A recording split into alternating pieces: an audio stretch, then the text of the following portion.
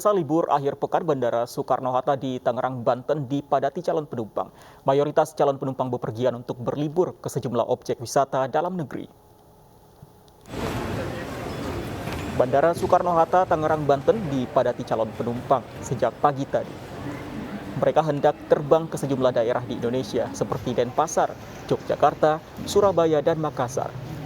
Sebagian dari mereka pergi untuk berlibur maupun pulang ke kampung halaman. Para calon penumpang mengaku mulai berani bepergian setelah mengetahui kasus COVID-19 di tanah air kian menurun. Sementara itu pihak bandara mencatat akhir pekan ini terjadi kenaikan jumlah penerbangan hingga 30%. Sementara itu arus kendaraan akhir pekan di Tol Purbalenyi, Purwakarta, Jawa Barat mengalami kepadatan. Kendaraan dari arah Jakarta dan sekitarnya bergerak menuju lokasi wisata ke arah Bandung seiring kebijakan PPKM yang semakin longgar. Namun banyaknya truk yang beroperasi membuat laju kendaraan mendekati gerbang keluar tol Jatiluhur di kilometer 84 tol Cipularang sedikit tersendat.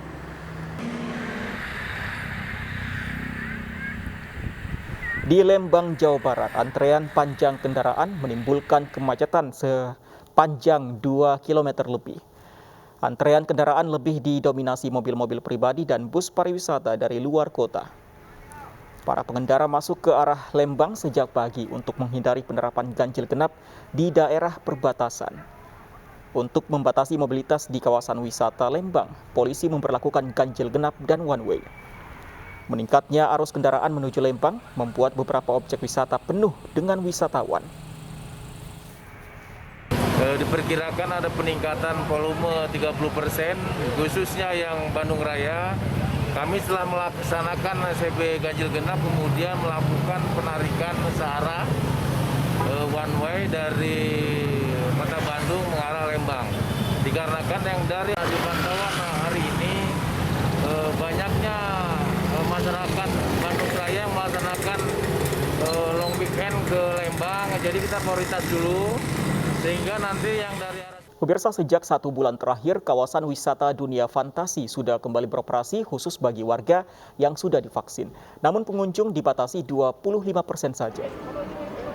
Sejak tanggal 16 September 2021, Dunia Fantasi Ancol kembali dibuka dan dapat dikunjungi oleh wisatawan.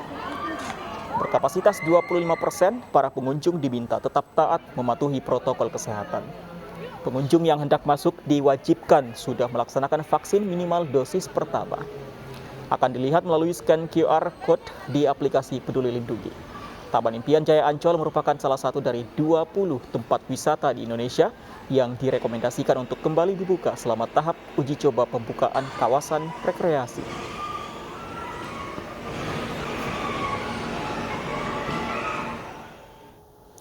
Kita lihat bagaimana keramaian di lokasi wisata Dufan Ancol saat ini. Ada rekan kami Bunga Cinka di sana.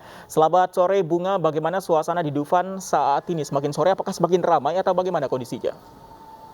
Selamat sore Fandi dan juga pemirsa. Saat ini saya sedang berada di Dufan Dunia Fantasi Ancol Jakarta Utara, dan pantauan kami sejak pukul 2 siang tadi memang Dufan sudah mulai diramaikan kembali oleh para pengunjung yang menikmati dan juga menaiki wahana-wahana yang ada di Dufan. Dan memang kapasitas kapasitas Dufan sendiri jika 100% ini dapat menampung sebanyak 200.000 pengunjung. Namun karena adanya regulasi dari pemerintah selama masa PPKM level 3, ini hanya 25% saja atau sekitar 5.000. Dan data yang kami dapatkan dari pihak Ancol, hari ini ada 4.200 pengunjung di Dufan dan ada 6.300 pengunjung yang ada di Ancol. Selain itu, dari 34 wahana, hanya 21 wahana saja yang beroperasi pada hari ini. Salah satu yakni diantaranya ada kora-kora, istana boneka, dan juga kereta misteri. Dan seperti yang di belakang saya, ini ada wahana baru yang dapat memicu adrenalin pengunjung, yakni baling-baling. Dan sejumlah persyaratan telah dikeluarkan oleh pihak Ancol kepada para pengunjung yang hendak berekreasi di Dufan. Salah satunya adalah diwajibkan untuk telah vaksinasi COVID-19 karena harus untuk scan QR Code di aplikasi Peduli Lindungi. Selain itu juga para pengunjung ini diharuskan dalam keadaan sehat, dan jam operasionalnya sendiri ini hanya dari pukul 10 pagi hingga pukul 5 sore. Kembali ke studio. Terima kasih Bunga Cinka dari Dunia Fantasi Jakarta. Selamat bertugas kembali Bunga. Normalisasi sungai menjadi salah satu cara untuk mengantisipasi banjir di ibu kota. Program Grebek Lumpur di sejumlah kali dan waduk di Jakarta diharapkan melancarkan aliran air di musim penghujan.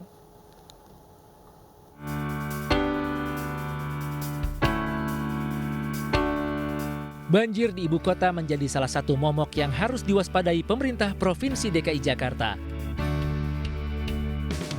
Salah satunya mengangkat sedimen lumpur yang mengendap dari sejumlah kali, sungai atau waduk di Jakarta, terutama di titik-titik rawan banjir, agar aliran air menjadi lancar. Melalui program Grebek Lumpur yang telah dilakukan sejak Maret 2021 lalu, Gubernur DKI Jakarta Anies Baswedan memastikan segala persiapan telah dilakukan sehingga saat musim penghujan tiba, ibu kota sudah benar-benar siap menghadapi banjir. Yang dilakukan oleh Pemprov DKI Jakarta dan stakeholder lain untuk memasuki bulan musim hujan itu dikerjakan dengan tuntas. Nah, yang dikerjakan apa? Ada pengerukan waduk, ada pembersihan gorong-gorong, ada juga pengerukan kali untuk memastikan bahwa sedimentasi yang terjadi itu bisa dibersihkan awal.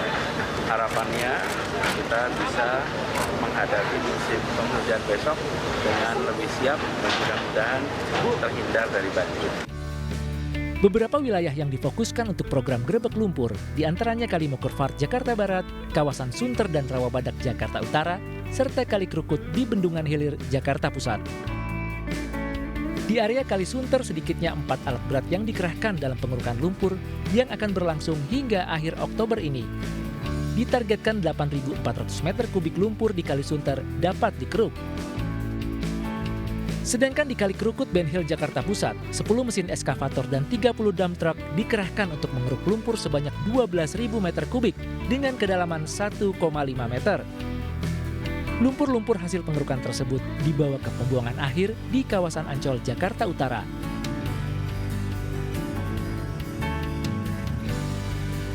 Pengerukan kali dan waduk di Jakarta hanya sedikit cara pemerintah Provinsi DKI Jakarta. Namun mereka juga harus memperhatikan berbagai aspek pendukung seperti memperbaiki pompa air yang rusak dan sumber daya manusia yang harus siap diterjunkan jika banjir melanda ibu kota. Selain itu, kesadaran warga Jakarta untuk membantu menjaga lingkungan tentu merupakan faktor yang paling utama. Dari Jakarta, Tim Liputan iNews melaporkan.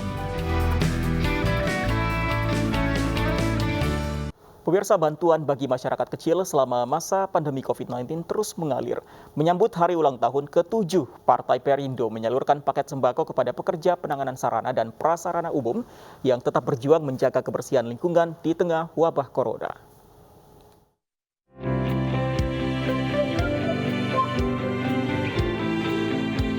Pandemi COVID-19 tidak menjadi halangan bagi Rusiadi untuk melaksanakan pekerjaan rutinnya. Petugas PPSU wilayah Kedoya Jakarta Barat ini masih setia bergelut dengan sampah untuk menjaga kebersihan lingkungan. Rusiadi harus tetap waspada terhadap bahaya penularan virus COVID-19 yang bisa saja menyerangnya saat bertugas.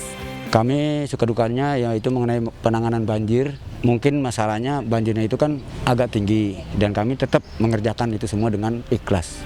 Perjuangan berat Rusiadi dan anggota PPSU lainnya di masa pandemi COVID-19 mendapat perhatian dari Partai Perindo. Dalam rangka menyambut ulang tahunnya yang ke-7, Partai Pimpinan Haritanu Sudibyo ini memberikan ratusan paket sembako kepada mereka yang berjuang di garda terdepan dalam menjaga kebersihan kota Jakarta.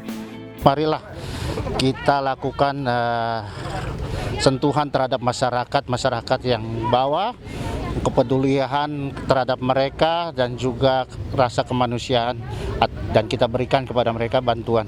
Dalam rangka hari ulang tahun Perindo ke-7, kami dari DPP Perindo menggerakkan seluruh DPW dan DPD di semua provinsi dan kabupaten kota untuk melakukan aksi bakti sosial seperti yang kami lakukan sekarang. Dampak pandemi COVID-19 kepada masyarakat kecil sejatinya bisa ditekan dengan saling mengulurkan tangan untuk membantu sesama. Dari Jakarta, Rian Rahman, Bibit Oktavian, iNews melaporkan.